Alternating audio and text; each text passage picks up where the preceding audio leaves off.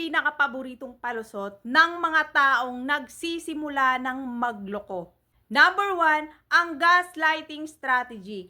Ito ang pinakapaborito nilang depensa. Kapag nakakahalata ka na o may nakikita ka ng kakaiba, babaliktarin ka nila, gagawin nilang issue ang pagdududa mo para ikaw ang magmukhang kontrabida at sila ang biktima. Number two, ang friend shield. Kapag tinatanong mo kung sino ang kachat niya o kung sino ang kausap niya, sasabihin niyang kaibigan o tropa lang.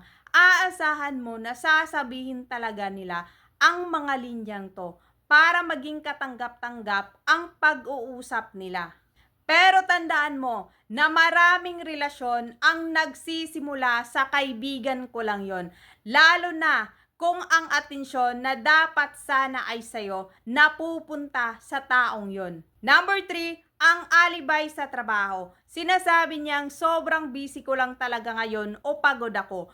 Kapag may biglaang pagbabago sa schedule niya, palagi na siyang may overtime at palaging may biglaang lakad. Kapag tinatanong mo, ay sinasabi niyang pagod ako o walang time na makipag-away sa'yo. Number 4, ang blame game. Sasabihin nawawalan na tayo ng spark o naging malamig ka na kasi. Imbis na ayusin ang problema ninyo, ay ginagawang dahilan ang kakulangan ng relasyon ninyo para maghanap ng iba. Ipaparamdam sa'yo na kung hindi ka nagbago o hindi naging malamig ang relasyon ninyo, ay hindi siya maghahanap ng iba. Ang totoo dyan, ginagawa lang nilang dahilan ang pagiging malamig ng relasyon ninyo para matakpan ang sarili nilang panloloko.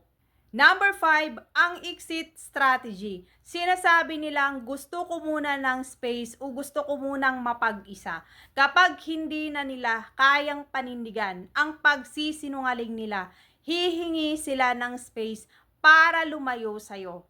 Madalas ang space ay ginagamit para masubukan kung mas okay ba doon sa bago niya nang walang pananagutan sa'yo.